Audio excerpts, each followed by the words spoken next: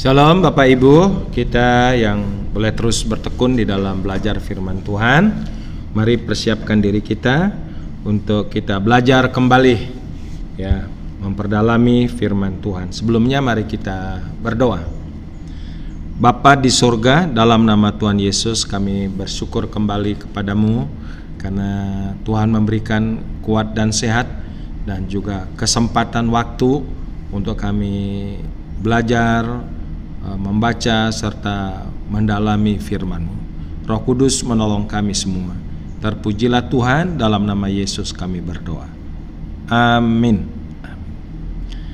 Baik Bapak Ibu Saudara, kita akan belajar satu pokok bahasan atau tema, ya, yang sering kita juga dengarkan dari ucapan banyak anak-anak Tuhan atau orang-orang yang sudah mengatakan percaya Tuhan Yesus, ya, yang dikatakan demikian.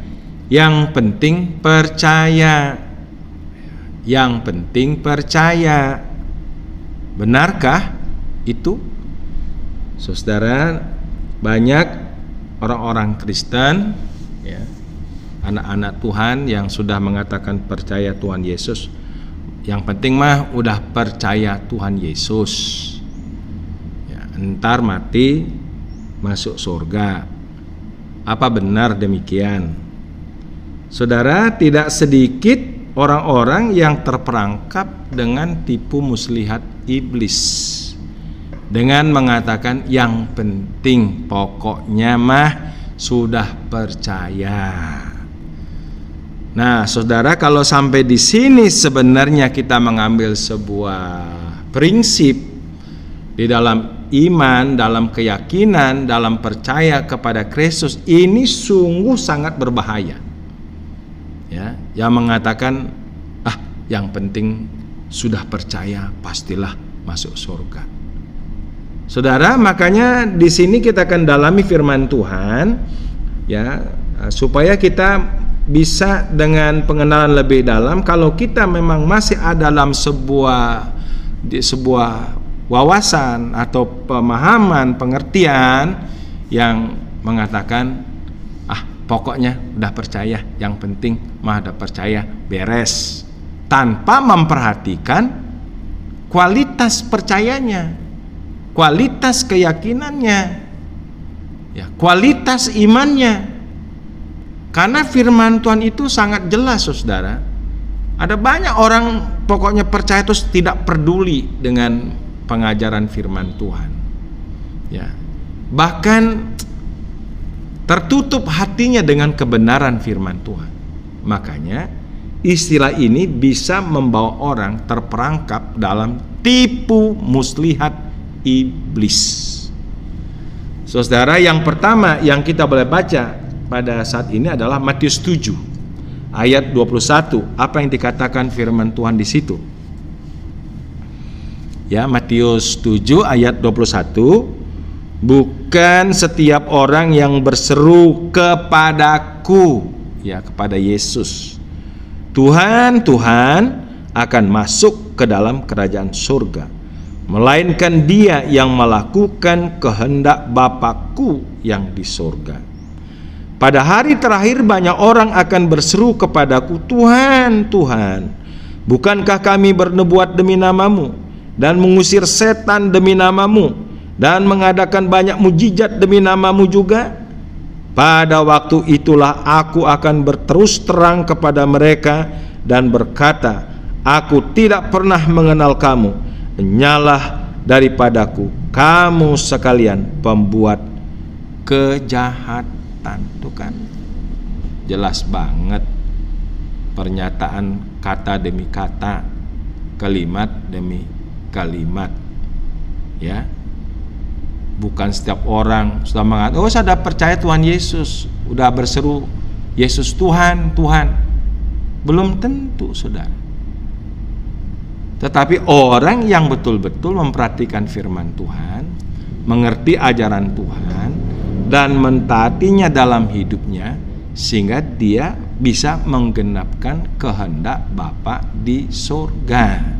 Jadi bukan sekedar Yang penting percaya. Seberapa saudara memiliki perhatian terhadap firman Tuhan, kerinduan kepada firman Tuhan, kecintaan kepada firman Tuhan. Seberapa waktu yang saudara berikan untuk belajar firman Tuhan, bertekun dalam membaca firman Tuhan, dan juga seberapa waktu saudara memberikan diri saudara untuk merenungkan, menghayati firman Tuhan. Dan lebih lagi adalah perlu pertanyaan, apakah saudara benar-benar sudah melakukan firman Tuhan dalam hidup kita hari lepas hari?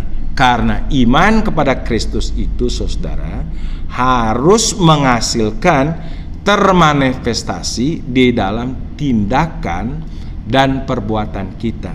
Atau sebaliknya, tindakan perbuatan kita itu adalah merupakan sebuah pencerminan dari iman percaya kita kepada Kristus. Maka dalam kitab Yakobus pasal 2 ayat 17, ya, di situ sangat jelas dikatakan bahwa iman tanpa perbuatan pada hakikatnya adalah mati. Demikian juga halnya dengan iman. Jika iman itu tidak disertai perbuatan, maka iman itu pada hakikatnya adalah iman yang mati. Ya. Jadi mengatakan yang penting mah percaya Tuhan Yesus. Apakah benar iman saudara hidup? Kalau iman saudara hidup, berarti saudara bisa memberikan respon, ya, dengan semangat, dengan segenap hati terhadap semua pernyataan-pernyataan Tuhan, perintah-perintah Tuhan, pengajaran Tuhan. Dan akhirnya kita dengan rendah hati melakukan sehingga melahirkan tindakan yang nyata mempermuliakan nama Tuhan, mempermuliakan nama Bapa kita di sorga. Jadi bukan sekedar yang penting percaya, tapi percayanya adalah percaya yang mati, percaya yang dimana sikap hidupnya sama sekali tidak mencerminkan tentang karakter sifat daripada Allah itu sendiri. Nah saudara, iman yang seperti ini itu pasti akan tereliminasi. Iman yang tidak berkenan kepada Tuhan. Makanya jangan terperangkap, yang penting mah percaya. Jadi percaya yang seperti itu tidak menyelamatkan. Tidak semua orang yang sudah berteriak, berseru Yesus Tuhan, Tuhan diselamatkan.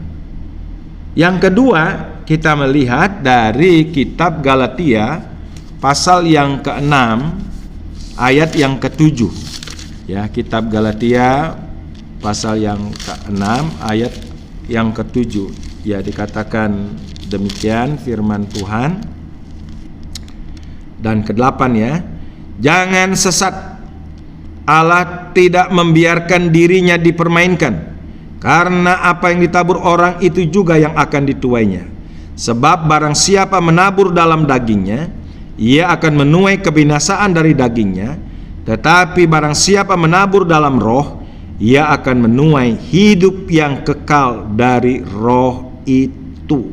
Saudara, ini firman Tuhan sebagai satu nasihat pengembalaan kepada jemaat di Galatia oleh Rasul Paulus. Jadi jemaat di Galatia ini berarti adalah kelompok orang-orang yang sudah mengatakan diri percaya kepada Yesus. Ya, Yesus adalah Tuhan dan Juru Selamat. Tetapi rupanya dilihat di dalam jemaat itu banyak orang yang hidup memuaskan keinginan daging. Keinginan daging itu adalah saudara keinginan yang selalu dan memang semata-mata melahirkan dosa. Di mana keinginan daging itu dicatat dalam Galatia pasal yang ke-5 ayat yang ke-17 sampai 21 dikatakan demikian. Sebab keinginan daging berlawanan dengan keinginan roh, dan keinginan roh berlawanan dengan keinginan daging, karena keduanya bertentangan, sehingga kamu setiap kali tidak melakukan apa yang kamu kehendaki. Akan tetapi jikalau kamu memberikan dirimu dipimpin oleh roh, maka kamu tidak hidup di bawah hukum Taurat. Perbuatan daging atau keinginan daging telah nyata. Apa itu? percabulan, kecemaran, hawa nafsu, penyembahan berhala, sihir, perseteruan, perselisihan, iri hati, amarah, kepentingan diri sendiri, percederaan, roh pemecah, kedengkian, kemabukan, pesta pora, dan sebagainya. Terhadap semuanya itu kuperingatkan kamu seperti yang telah kubuat dahulu, bahwa barang siapa melakukan hal-hal yang demikian, nih perhatikan, ia tidak akan mendapat bagian dalam kerajaan Allah. Kita mengatakan percaya, yang penting mah percaya Yesus, tapi nggak memperhatikan tentang ya apa yang dia lakukan dalam hidupnya. Yang dilahirkan bukan buah roh, tapi yang dilahirkan buah daging. Saudara, orang yang mengatakan percaya Tuhan Yesus tapi terus memproduksi ya keinginan daging, artinya dia tetap berkanjang di dalam dosa-dosanya. Cuma teorinya aja, ya pernyataannya aja percaya Yesus, tapi kenyataan tingkah laku hidupnya, saudara, adalah hidup yang duniawi, ya berkanjang. Jadi orang yang terus-menerus memproduksi dosa dalam hidupnya dan tidak menyadari itu adalah dosa, maka dikatakan jelas orang seperti ini tidak mendapat bagian dalam kerajaan surga. Jelas kan? Jadi makanya perhatikan baik-baik, jangan sekedar nanti kita yang penting percaya Yesus. Itu perangkap iblis, itu tipu muslihat iblis. Perhatikan baik-baik firman Tuhan. Jangan telah mengatakan percaya Yesus, tapi hidup kita ya yang diproduksi adalah keinginan daging. Keinginan daging pasti akan binasa. Tapi waktu kita percaya, menerima Yesus, sungguh-sungguh belajar firman Tuhan, kita lakukan, kita taat, akhirnya lahirlah buah-buah Roh Kudus yang dicatat dalam Galatia pasal 5 ayat yang ke-22. Tetapi buah roh ialah kasih, sukacita, damai sejahtera, kesabaran, kemurahan, kebaikan, kesetiaan, kelemah lembutan, penguasaan diri. Tidak ada hukum yang menentang hal-hal itu. Ini yang harus dihasilkan sebagai sebuah produk buah Roh Kudus dalam kita, yaitu adalah produk Roh Kudus secara organis. Secara organis. Ya. Roh Kudus yang bekerja memberikan sebuah kehidupan rohani sehingga kita bisa melahirkan buah-buah Roh Kudus. Makanya jangan hanya sekedar yang penting mah percaya. Nah, yang ketiga kita belajar dari Matius kembali pasal yang ke-25. Saudara, di situ ya, ada perumpamaan 5 gadis yang bijak dan 5 gadis yang bodoh. Kita akan lihat belajar dari sini ya. Gadis-gadis yang bijaksana dan gadis-gadis yang bodoh.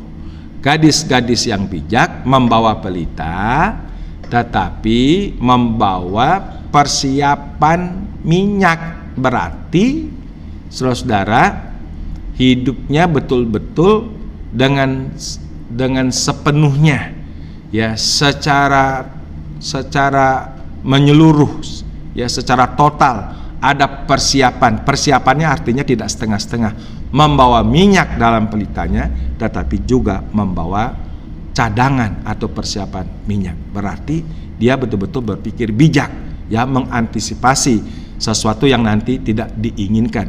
Berarti di mana sifatnya yang berjaga-jaga dan berdoa ini betul-betul penuh, full ya, tidak setengah-setengah. Ini berbicara tentang umat Tuhan yang tidak setengah-setengah dalam persiapannya ya akan Tuhan. Tapi gadis-gadis yang bodoh membawa pelita tetapi nggak membawa persiapan minyak. Berarti persiapannya cuma setengah-setengah. Sehingga pada akhirnya 5 gadis yang bodoh ini ya dikatakan pada ayat yang ke-10 dan 11, akan tetapi waktu gadis-gadis yang bodoh sedang pergi untuk membelinya, datanglah mempelai itu dan mereka yang telah siap sedia masuk bersama-sama dengan dia ke ruang perjamuan kawin. Lalu pintu ditutup Kemudian datang juga gadis-gadis yang lain itu dan berkata, gadis-gadis yang bodoh, Tuhan, Tuhan, bukakanlah kami pintu. Tapi ia menjawab, aku berkata kepadamu, sesungguhnya aku tidak mengenal kamu. Saudara, siapa gadis-gadis yang bodoh ini?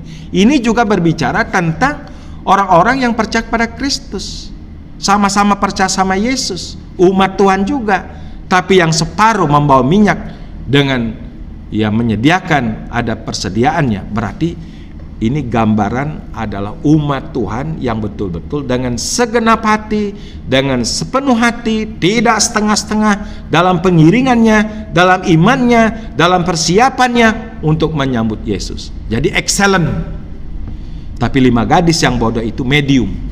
Karena medium pada waktu datang pencobaan, akhirnya dia tertidur secara rohani. Orang yang tertidur secara rohani, saudara, itu adalah orang yang masa bodoh dengan hal-hal rohani. Orang yang demikian banyak, ya, di banyak jemaat, termasuk di Curug juga. Saya sudah melihat ada puluhan orang, ya, dulunya begitu giat sekolah minggu, di remaja, sampai ikut juga sudah jadi singer, jadi WL. Ya, sekarang jauh, ya, kalau dikunjungi cuma senyum-senyum saja, tapi tidak peduli. Ada yang mengatakan sudah antipati dengan gereja, masa bodohlah ibadah, masa bodohlah doa, masa bodohlah untuk urusan gereja. Ini namanya adalah gadis-gadis yang tertidur, artinya tidak lagi peduli, tidak lagi peka hati nuraninya dengan urusan halal rohani, tertidur secara rohani. Nah, saudara, percaya Yesus, percaya, tapi nggak peduli dengan ibadah, nggak peduli dengan bagaimana berdoa, dia peduli dengan membaca firman Tuhan, tidak peduli dengan melayani Tuhan, panggilan Tuhan. Ya, sudah didoakan, dikunjungin berkali-kali, tetap aja sudah ngedablek begitu. Kalau ditanya percaya Yesus, percaya. Nah, saudara, ini kan yang penting percaya. Inilah kelompok-kelompok orang yang sudah terperangkap dalam tipu muslihat iblis. Ya. Jadi orang-orang Kristen, umat Tuhan yang tidak bersiap penuh. Orang yang bersiap cuma setengah-setengah tidak akan tahan dengan pencobaan. Yang pada akhirnya dia kecewa, akhirnya dia menjauh, tawar hati, terus masa bodoh, tidak peduli dengan hal rohani. Inilah gambaran umat Tuhan yang digambarkan dengan 5 gadis yang bodoh itu. Ya, jangan terperangkap ya. Yang penting mah percaya. Itu tidak benar. Saudara, yang terakhir kita membaca dalam kitab Wahyu pasal 3, ya, kita belajar firman Tuhan supaya jangan sampai saudara-saudara terperosok atau kita terperosok dalam jebakan iblis, ya, yang mengatakan yang penting percaya, entar kalau mati dikuburkan secara Kristen, ya, itu adalah kesia-siaan. Wahyu pasal 3 ayat yang ke-16, jadi karena engkau suam-suam kuku dan tidak dingin atau panas, aku akan memuntahkan engkau dari mulutku. Ya, ini perkataan Kristus langsung.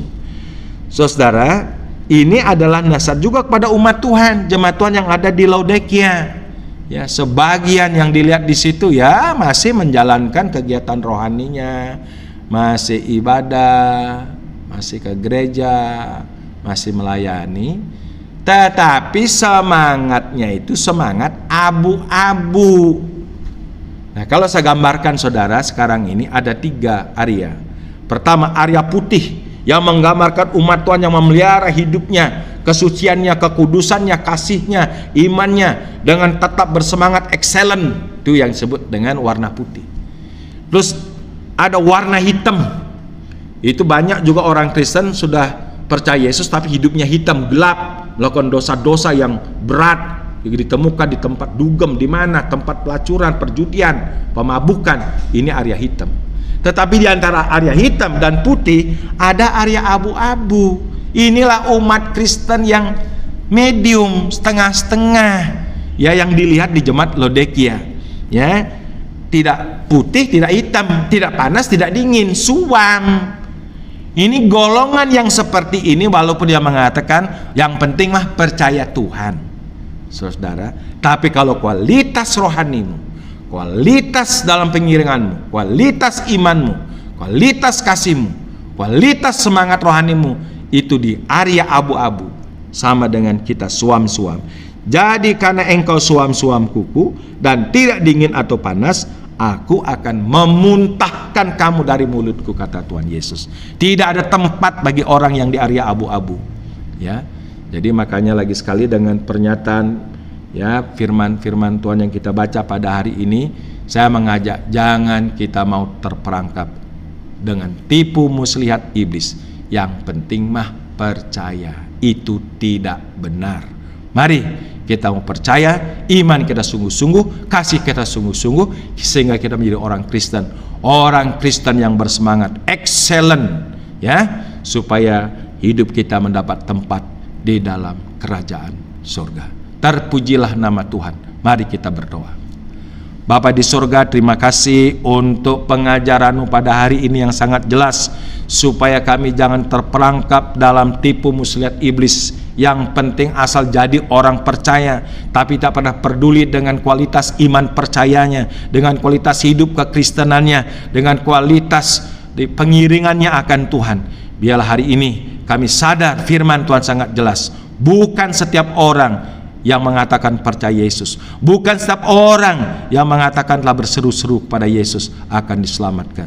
Tapi biarlah kiranya firman Tuhan menjadi sebuah warning, menjadi sebuah awasan untuk kami hidup di area putih, di area yang berkenan, yang dikehendaki Tuhan. Terpujilah Allah kami kekal. Dalam nama Yesus kami berdoa. Amin.